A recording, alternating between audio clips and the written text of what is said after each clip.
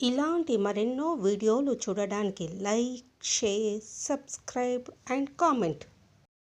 ఈరోజు ఈ వీడియోలో బహుళ అమావాస్య లేదా వకుల అమావాస్య రోజు పాటించవలసిన పరిహారాల గురించి తెలుసుకుందాము. వకుల అమావాస్య, దీనిని బహుళ అమావాస్య అని కూడా అంటారు.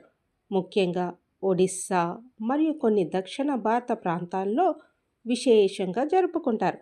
పురాణాల ప్రకారము ఈ రోజున వకులాదేవిని మరియు పితృదేవతలను ఆరాధించడం వల్ల విశేష ఫలితాలు కలుగుతాయి. ఈరోజు పాటించవలసిన పరిహారాల గురించి తెలుసుకుందాము. అమావాస్య పితృదేవతలకు ప్రీతికరమైన రోజు. ఈ రోజున చేసే దానాలు వంశాభివృద్ధికి తోడ్పడతాయి. నదిలో లేదా ఇంట్లో పితృదేవతలకు తిల తర్పణము వదలడం వల్ల పితృదోషాలు తొలగిపోతాయి.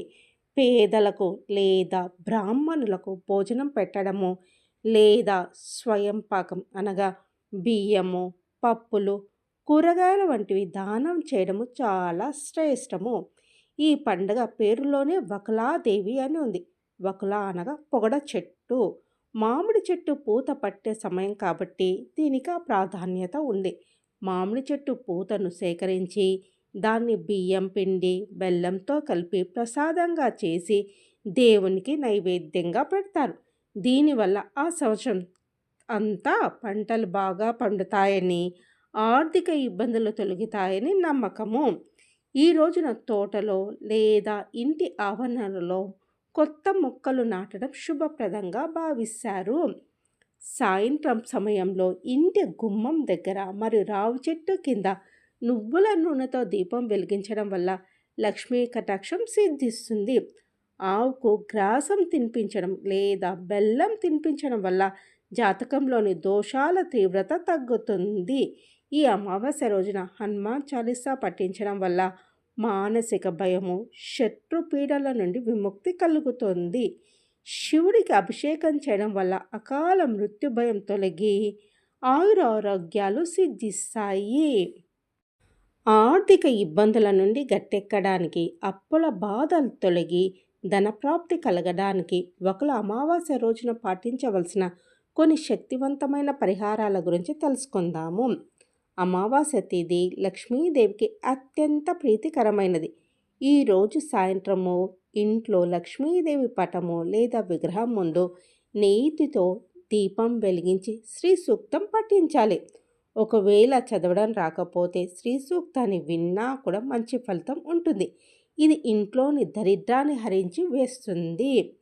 జాతకంలో పితృదోషాలు ఉన్నప్పుడు ఎంత కష్టపడినా డబ్బు నిలవదు. అమావాస్య సాయంత్రము సూర్యాస్తమైన తర్వాత ఒక మట్టి ప్రమిదలో నువ్వుల నూనె పోసి రావి చెట్టు కింద దీపం వెలిగించి పితృదేవతల మనస్మూర్తిగా స్మరించుకోవాలి. దీనివల్ల ఆర్థిక అడ్డంకులు తొలగిపోతాయి. ఆవులో 33 కోట్ల దేవతలు ఉంటారు. ఈ రోజున ఆవుకు బెల్లం కలిపిన నానబెట్టిన శనగలు లేదా పచ్చగడ్డిని తినిపించి ఆవుకు ప్రదక్షిణ చేసి నమస్కరించుకోవడం వల్ల లక్ష్మీ కటాక్షం లభిస్తుంది. పూజా గదిలో దక్షిణావర్త శంఖం ఉంటే దానికి పాలు మరియు గంగాజలంతో అభిషేకం చేసి పూజించాలి. గోమతి చక్రాలను పసుపు బట్టలో కట్టి పూజ చేసి మీ ధనం దాచుకునే బీరువాలో ఉంచాలి. దీనివల్ల వృధా ఖర్చులు తగ్గుతాయి. వకుల అమావాస్య ప్రకృతితో ముడిపడి ఉంటుంది కాబట్టి ఇంటి ముఖ ద్వారానికి మామిడాకులతో తోరణం కట్టాలి. లక్ష్మీదేవికి ఇష్టమైన ఎర్రటి పూలతో, ముఖ్యంగా ఎర్రగన్నేరు లేదా పద్మాలతో పూజ చేయడం వల్ల ధనప్రాప్తి కలుగుతుంది. సాధ్యమైతే ఈరోజు ఎవరైనా పేదవారికి లేదా గుడి దగ్గర ఉన్నవారికి బియ్యం, పంచదార లేదా తెల్లటి వస్తువులను దానం చేయాలి. ఇది శుక్రగ్రహ దోషాలను తొలగించి ఆర్థిక స్థితిని మెరుగుపరుస్తుంది. అమావాస్య రోజున ఇల్లు శుభ్రంగా ఉంచుకోవడము, సాయంత్రం వేళలో నిద్రపోకుండా ఉండడము మరి ఇంట్లో గొడవలు పడకుండా ప్రశాంతంగా ఉండడం వల్ల లక్ష్మీదేవి మీ ఇంట్లోకి ప్రవేశిస్తుంది. సాధారణంగా హిందూ సాంప్రదాయంలో అమావాస్య రోజున కొన్ని ప్రతికూల శక్తులు ఎక్కువగా ఉంటాయని భావిస్తారు. చంద్రుని ప్రభావం వల్ల అమావాస్య సమయంలో మనసు కాస్త ఆందోళనగా లేదా అస్థిరంగా ఉండవచ్చు. దీనివల్ల వ్యాపార నిర్ణయాల్లో తప్పులు జరిగే అవకాశం ఉంటుంది. కొత్త వ్యాపారాలు లేదా ఒప్పందాలు అమావాస్య రోజున మొదలు పెడితే అవి విజయవంతం కావని చాలామంది నమ్ముతారు. వకుల అమావాస్య పితృదేవతలకు ప్రీతి పాత్రమైన రోజు. ఈరోజు పితృతర్పణాలు లేదా దాన ధర్మాలు చేయడం వల్ల వ్యాపారంలో ఆటంకాలు తొలగిపోతాయని నమ్ముతారు.